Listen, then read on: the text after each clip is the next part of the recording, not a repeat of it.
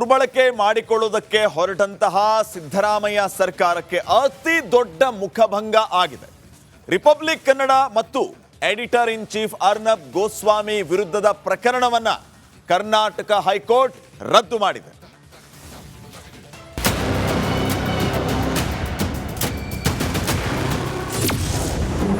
ಸಿದ್ದರಾಮಯ್ಯ ಸರ್ಕಾರಕ್ಕೆ ಭಾರೀ ಮುಖಭಂಗ.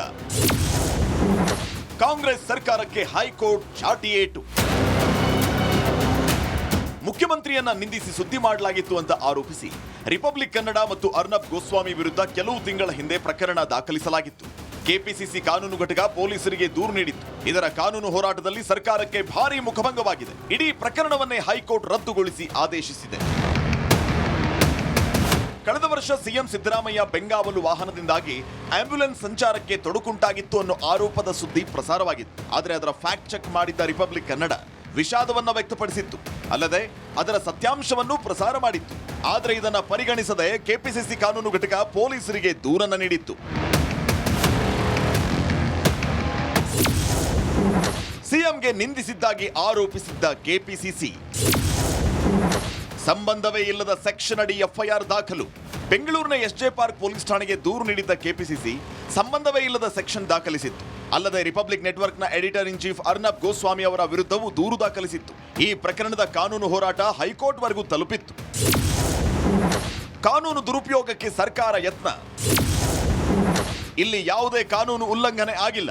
ವಿಚಾರಣೆ ನಡೆಸಿದ ಹೈಕೋರ್ಟ್ ನ್ಯಾಯಮೂರ್ತಿ ನಾಗಪ್ರಸನ್ನ ಅವರ ಪೀಠ ಸಿದ್ದರಾಮಯ್ಯ ಸರ್ಕಾರಕ್ಕೆ ಛೀಮಾರಿ ಹಾಕಿತು.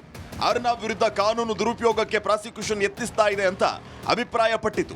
ಈ ಕೇಸಲ್ಲಿ ಆದ ತಪ್ಪೇನು ಅಂತಾನೂ ಸರ್ಕಾರಕ್ಕೆ ನ್ಯಾಯಮೂರ್ತಿ ಪ್ರಶ್ನೆ ಮಾಡಿದರು. ಕೊನೆಗೆ ಇಡೀ ಪ್ರಕರಣವನ್ನು ರದ್ದುಗೊಳಿಸಿ ಆದೇಶಿಸಿದರು. Bureau report, republic Kannada.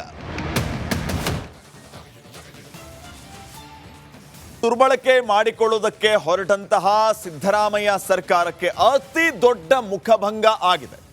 Republic Kannada ಮತ್ತು editor in chief Arnab Goswami ವಿರುದ್ಧದ ಪ್ರಕರಣವನ್ನ ಕರ್ನಾಟಕ ಹೈಕೋರ್ಟ್ ರದ್ದು ಮಾಡಿದೆ.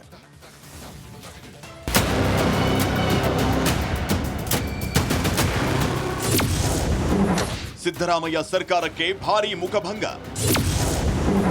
ಕಾಂಗ್ರೆಸ್ ಸರ್ಕಾರಕ್ಕೆ ಹೈಕೋರ್ಟ್ ಚಾಟಿ ಏಟು. ಮುಖ್ಯಮಂತ್ರಿಯನ್ನ ನಿಂದಿಸಿ ಸುದ್ದಿ ಮಾಡಲಾಗಿತ್ತು ಅಂತ ಆರೋಪಿಸಿ ರಿಪಬ್ಲಿಕ್ ಕನ್ನಡ ಮತ್ತು ಅರ್ನಬ್ ಗೋಸ್ವಾಮಿ ವಿರುದ್ಧ ಕೆಲವು ತಿಂಗಳ ಹಿಂದೆ ಪ್ರಕರಣ ದಾಖಲಿಸಲಾಗಿತ್ತು. ಕೆಪಿಸಿಸಿ ಕಾನೂನು ಘಟಕ ಪೊಲೀಸರಿಗೆ ದೂರು ನೀಡಿತ್ತು. ಇದರ ಕಾನೂನು ಹೋರಾಟದಲ್ಲಿ ಸರ್ಕಾರಕ್ಕೆ ಭಾರೀ ಮುಖಭಂಗವಾಗಿದೆ. ಇಡೀ ಪ್ರಕರಣವನ್ನೇ ಹೈಕೋರ್ಟ್ ರದ್ದುಗೊಳಿಸಿ ಆದೇಶಿಸಿದೆ. ಕಳೆದ ವರ್ಷ ಸಿಎಂ ಸಿದ್ದರಾಮಯ್ಯ ಬೆಂಗಾವಲು ವಾಹನದಿಂದಾಗಿ ಆಂಬ್ಯುಲೆನ್ಸ್ ಸಂಚಾರಕ್ಕೆ ತೊಡಕುಂಟಾಗಿತ್ತು ಅನ್ನೋ ಆರೋಪದ ಸುದ್ದಿ ಪ್ರಸಾರವಾಗಿತ್ತು. ಆದರೆ ಅದರ ಫ್ಯಾಕ್ಟ್ ಚೆಕ್ ಮಾಡಿದ್ದ ರಿಪಬ್ಲಿಕ್ ಕನ್ನಡ ವಿಷಾದವನ್ನ ವ್ಯಕ್ತಪಡಿಸಿತ್ತು. ಅಲ್ಲದೆ ಅದರ ಸತ್ಯಾಂಶವನ್ನು ಪ್ರಸಾರ ಮಾಡಿತ್ತು. ಆದರೆ ಇದನ್ನ ಪರಿಗಣಿಸದೆ ಕೆಪಿಸಿಸಿ ಕಾನೂನು ಘಟಕ ಪೊಲೀಸರಿಗೆ ದೂರನ್ನ ನೀಡಿತ್ತು. ಸಿಎಂಗೆ ನಿಂದಿಸಿದ್ದಾಗಿ ಆರೋಪಿಸಿದ್ದ ಕೆಪಿಸಿಸಿ ಸಂಬಂಧವೇ ಇಲ್ಲದ ಸೆಕ್ಷನ್ ಅಡಿ ಎಫ್ಐಆರ್ ದಾಖಲು. ಬೆಂಗಳೂರಿನ ಎಸ್ಜೆ ಪಾರ್ಕ್ ಪೊಲೀಸ್ ಠಾಣೆಗೆ ದೂರು ನೀಡಿದ್ದ ಕೆಪಿಸಿಸಿ ಸಂಬಂಧವೇ ಇಲ್ಲದ ಸೆಕ್ಷನ್ ದಾಖಲಿಸಿತ್ತು. ಅಲ್ಲದೆ ರಿಪಬ್ಲಿಕ್ ನೆಟ್ವರ್ಕ್ನ editor in chief Arnab Goswami ಅವರ ವಿರುದ್ಧವೂ ದೂರು ದಾಖಲಿಸಿತ್ತು. ಈ ಪ್ರಕರಣದ ಕಾನೂನು ಹೋರಾಟ ಹೈಕೋರ್ಟ್ವರೆಗೂ ತಲುಪಿತ್ತು. ಕಾನೂನು ದುರುಪಯೋಗಕ್ಕೆ ಸರ್ಕಾರ ಯತ್ನ. ಇಲ್ಲಿ ಯಾವುದೇ ಕಾನೂನು ಉಲ್ಲಂಘನೆ ಆಗಿಲ್ಲ. ವಿಚಾರಣೆ ನಡೆಸಿದ ಹೈಕೋರ್ಟ್ ನ್ಯಾಯಮೂರ್ತಿ ನಾಗಪ್ರಸನ್ನ ಅವರ ಪೀಠ ಸಿದ್ದರಾಮಯ್ಯ ಸರ್ಕಾರಕ್ಕೆ ಛೀಮಾರಿ ಹಾಕಿತು. ಅರ್ನಬ್ ವಿರುದ್ಧ ಕಾನೂನು ದುರುಪಯೋಗಕ್ಕೆ ಪ್ರಾಸಿಕ್ಯೂಷನ್ ಯತ್ನಿಸ್ತಾ ಇದೆ ಅಂತ ಅಭಿಪ್ರಾಯಪಟ್ಟಿತು. ಈ ಕೇಸಲ್ಲಿ ಆದ ತಪ್ಪೇನು ಅಂತಾನೂ ಸರ್ಕಾರಕ್ಕೆ ನ್ಯಾಯಮೂರ್ತಿ ಪ್ರಶ್ನೆ ಮಾಡಿದರು. ಕೊನೆಗೆ ಇಡೀ ಪ್ರಕರಣವನ್ನು ರದ್ದುಗೊಳಿಸಿ ಆದೇಶಿಸಿದರು. Bureau report, republic Kannada. ದುರ್ಬಳಕೆ ಮಾಡಿಕೊಳ್ಳುವುದಕ್ಕೆ ಹೊರಟಂತಹ ಸಿದ್ದರಾಮಯ್ಯ ಸರ್ಕಾರಕ್ಕೆ ಅತಿ ದೊಡ್ಡ ಮುಖಭಂಗ ಆಗಿದೆ. ರಿಪಬ್ಲಿಕ್ ಕನ್ನಡ ಮತ್ತು editor in chief Arnab Goswami ವಿರುದ್ಧದ ಪ್ರಕರಣವನ್ನ ಕರ್ನಾಟಕ ಹೈಕೋರ್ಟ್ ರದ್ದು ಮಾಡಿದೆ.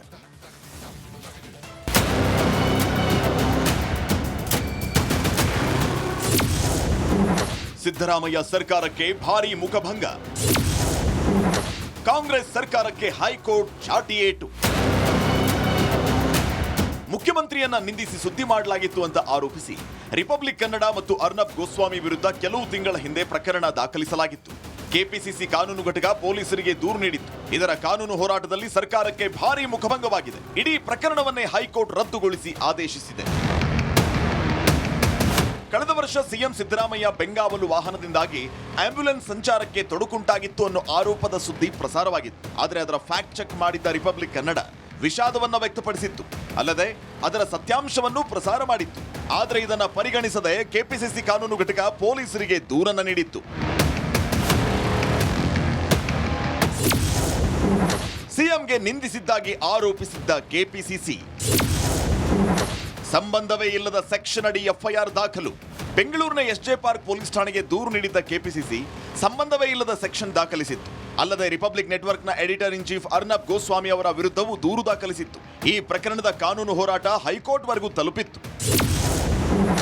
ಕಾನೂನು ದುರುಪಯೋಗಕ್ಕೆ ಸರ್ಕಾರ ಯತ್ನ. ಇಲ್ಲಿ ಯಾವುದೇ ಕಾನೂನು ಉಲ್ಲಂಘನೆ ಆಗಿಲ್ಲ. ವಿಚಾರಣೆ ನಡೆಸಿದ ಹೈಕೋರ್ಟ್ ನ್ಯಾಯಮೂರ್ತಿ ನಾಗಪ್ರಸನ್ನ ಅವರ ಪೀಠ ಸಿದ್ದರಾಮಯ್ಯ ಸರ್ಕಾರಕ್ಕೆ ಛೀಮಾರಿ ಹಾಕ್ತು. ಅರ್ನಬ್ ವಿರುದ್ಧ ಕಾನೂನು ದುರುಪಯೋಗಕ್ಕೆ ಪ್ರಾಸಿಕ್ಯೂಷನ್ ಯತ್ನಿಸ್ತಾ ಇದೆ ಅಂತ ಅಭಿಪ್ರಾಯಪಟ್ಟಿತು.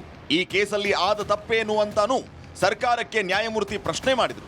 ಕೊನೆಗೆ ಇಡೀ ಪ್ರಕರಣವನ್ನು ರದ್ದುಗೊಳಿಸಿ ಆದೇಶಿಸಿದರು. Bureau report, republic Kannada. ದುರ್ಬಳಕೆ ಮಾಡಿಕೊಳ್ಳುವುದಕ್ಕೆ ಹೊರಟಂತಹ ಸಿದ್ದರಾಮಯ್ಯ ಸರ್ಕಾರಕ್ಕೆ ಅತಿ ದೊಡ್ಡ ಮುಖಭಂಗ ಆಗಿದೆ. ರಿಪಬ್ಲಿಕ್ ಕನ್ನಡ ಮತ್ತು editor in chief Arnab Goswami ವಿರುದ್ಧದ ಪ್ರಕರಣವನ್ನ ಕರ್ನಾಟಕ ಹೈಕೋರ್ಟ್ ರದ್ದು ಮಾಡಿದೆ.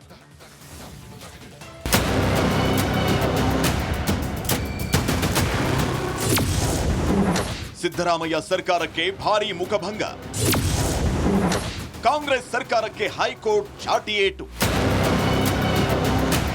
ಮುಖ್ಯಮಂತ್ರಿಯನ್ನ ನಿಂದಿಸಿ ಸುದ್ದಿ ಮಾಡಲಾಗಿತ್ತು ಅಂತ ಆರೋಪಿಸಿ ರಿಪಬ್ಲಿಕ್ ಕನ್ನಡ ಮತ್ತು ಅರ್ನಬ್ ಗೋಸ್ವಾಮಿ ವಿರುದ್ಧ ಕೆಲವು ತಿಂಗಳ ಹಿಂದೆ ಪ್ರಕರಣ ದಾಖಲಿಸಲಾಗಿತ್ತು. ಕೆಪಿಸಿಸಿ ಕಾನೂನು ಘಟಕ ಪೊಲೀಸರಿಗೆ ದೂರು ನೀಡಿತ್ತು. ಇದರ ಕಾನೂನು ಹೋರಾಟದಲ್ಲಿ ಸರ್ಕಾರಕ್ಕೆ ಭಾರೀ ಮುಖಭಂಗವಾಗಿದೆ. ಇಡೀ ಪ್ರಕರಣವನ್ನೇ ಹೈಕೋರ್ಟ್ ರದ್ದುಗೊಳಿಸಿ ಆದೇಶಿಸಿದೆ. ಕಳೆದ ವರ್ಷ ಸಿಎಂ ಸಿದ್ದರಾಮಯ್ಯ ಬೆಂಗಾವಲು ವಾಹನದಿಂದಾಗಿ ಆಂಬ್ಯುಲೆನ್ಸ್ ಸಂಚಾರಕ್ಕೆ ತೊಡಕುಂಟಾಗಿತ್ತು ಅನ್ನೋ ಆರೋಪದ ಸುದ್ದಿ ಪ್ರಸಾರವಾಗಿತ್ತು. ಆದರೆ ಅದರ ಫ್ಯಾಕ್ಟ್ ಚೆಕ್ ಮಾಡಿದ್ದ ರಿಪಬ್ಲಿಕ್ ಕನ್ನಡ ವಿಷಾದವನ್ನ ವ್ಯಕ್ತಪಡಿಸಿತ್ತು. ಅಲ್ಲದೆ ಅದರ ಸತ್ಯಾಂಶವನ್ನು ಪ್ರಸಾರ ಮಾಡಿತ್ತು. ಆದರೆ ಇದನ್ನ ಪರಿಗಣಿಸದೆ ಕೆಪಿಸಿಸಿ ಕಾನೂನು ಘಟಕ ಪೊಲೀಸರಿಗೆ ದೂರನ್ನ ನೀಡಿತ್ತು. ಸಿಎಂಗೆ ನಿಂದಿಸಿದ್ದಾಗಿ ಆರೋಪಿಸಿದ್ದ ಕೆಪಿಸಿಸಿ ಸಂಬಂಧವೇ ಇಲ್ಲದ ಸೆಕ್ಷನ್ ಅಡಿ ಎಫ್ಐಆರ್ ದಾಖಲು. ಬೆಂಗಳೂರಿನ ಎಸ್ಜೆ ಪಾರ್ಕ್ ಪೊಲೀಸ್ ಠಾಣೆಗೆ ದೂರು ನೀಡಿದ್ದ ಕೆಪಿಸಿಸಿ ಸಂಬಂಧವೇ ಇಲ್ಲದ ಸೆಕ್ಷನ್ ದಾಖಲಿಸಿತ್ತು. ಅಲ್ಲದೆ ರಿಪಬ್ಲಿಕ್ ನೆಟ್ವರ್ಕ್ನ editor in chief Arnab Goswami ಅವರ ವಿರುದ್ಧವೂ ದೂರು ದಾಖಲಿಸಿತ್ತು. ಈ ಪ್ರಕರಣದ ಕಾನೂನು ಹೋರಾಟ ಹೈಕೋರ್ಟ್ವರೆಗೂ ತಲುಪಿತ್ತು.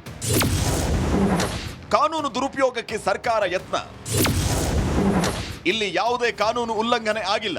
ವಿಚಾರಣೆ ನಡೆಸಿದ ಹೈಕೋರ್ಟ್ ನ್ಯಾಯಮೂರ್ತಿ ನಾಗಪ್ರಸನ್ನ ಅವರ ಪೀಠ ಸಿದ್ದರಾಮಯ್ಯ ಸರ್ಕಾರಕ್ಕೆ ಛೀಮಾರಿ ಹಾಕ್ತು. ಅರ್ನಬ್ ವಿರುದ್ಧ ಕಾನೂನು ದುರುಪಯೋಗಕ್ಕೆ ಪ್ರಾಸಿಕ್ಯೂಷನ್ ಯತ್ನಿಸ್ತಾ ಇದೆ ಅಂತ ಅಭಿಪ್ರಾಯಪಟ್ಟಿತು. ಈ ಕೇಸಲ್ಲಿ ಆದ ತಪ್ಪೇನು ಅಂತಾನೂ ಸರ್ಕಾರಕ್ಕೆ ನ್ಯಾಯಮೂರ್ತಿ ಪ್ರಶ್ನೆ ಮಾಡಿದರು. ಕೊನೆಗೆ ಇಡೀ ಪ್ರಕರಣವನ್ನು ರದ್ದುಗೊಳಿಸಿ ಆದೇಶಿಸಿದರು. Bureau report, republic Kannada.